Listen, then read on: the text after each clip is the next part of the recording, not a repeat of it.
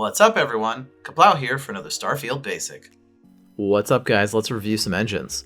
So, for the purpose of this video, we're going to review only engines up to a Class B, because I'm using a Class B reactor for this particular ship. So, what are the important things to think about when reviewing your engines? That's going to be your engine thrust, the maneuvering thrust, and their ratios in relation to the max power.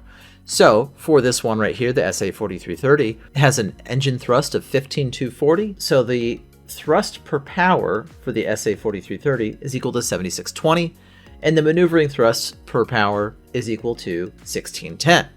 Pretty good start.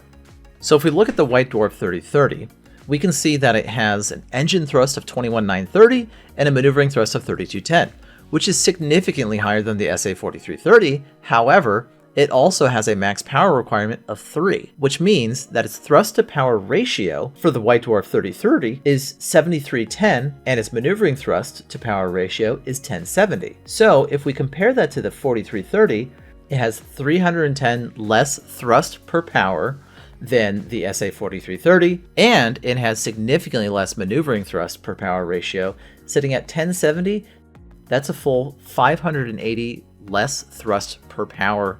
So the SA4330 is significantly better engine. However, it does require Starship Design Rank 4, and this one only requires Starship Design Rank 3. So while the 4330 is significantly better, you got to work with what you got. So let's now look at the Dun 61 engine. This one only requires Starship Design Rank 3. And so we're looking at an engine thrust of 24,300 and a maneuvering thrust of 4,950.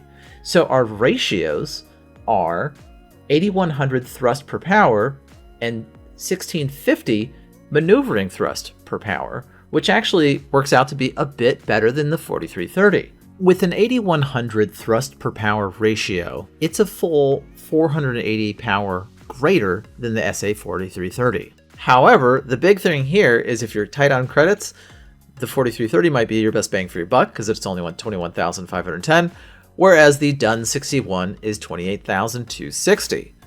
Now, what is the one aspect of this all that we're not considering? Well, the big thing is how it looks, because ultimately you got to fly this thing around.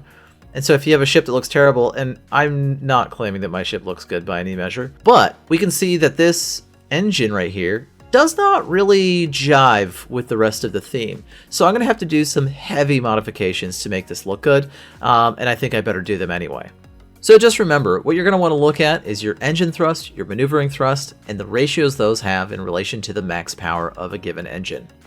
There's some great ones out there. I have a spreadsheet you guys can take a look at. If you'd like access to it, just throw it in the comments and I'll put the link in there. If this was helpful, give it a like. And if you need anything else, find me when you need me.